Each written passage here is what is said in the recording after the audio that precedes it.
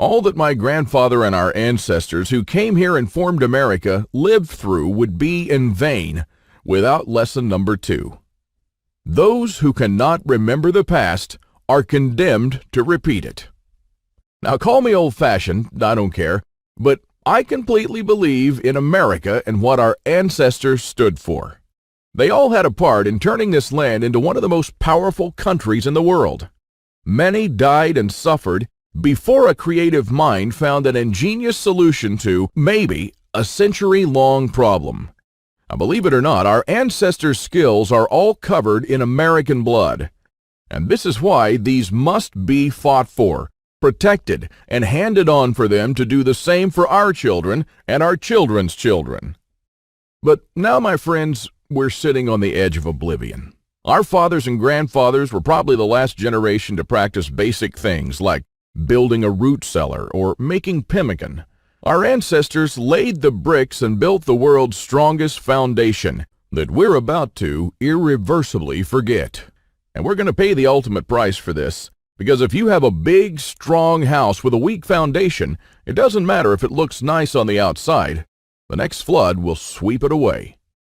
And that is exactly what will happen to most Americans in the coming crisis. So here we are, human beings in the 21st century, several lifetimes and a world away from our grandparents and their ways. Have we become better at living? I think not. I watch as we have become ever more expectant that the world owes us a living.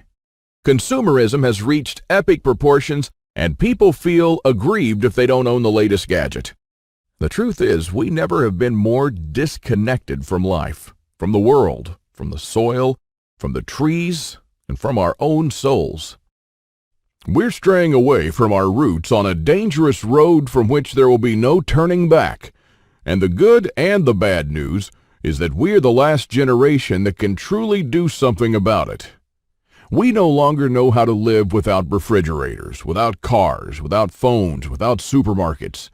What will you do tomorrow if you simply are unable to buy things?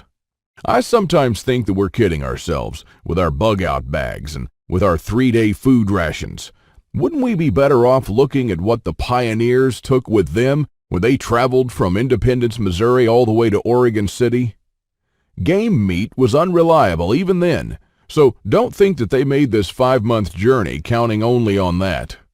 If your life depended on this, what bug-out bag would you take with you? I know I'd stick with whatever the pioneer had with him.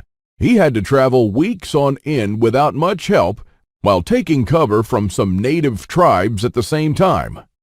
And this is just a small, tiny example. I don't want to see our forefathers' knowledge disappear into the darkness of time.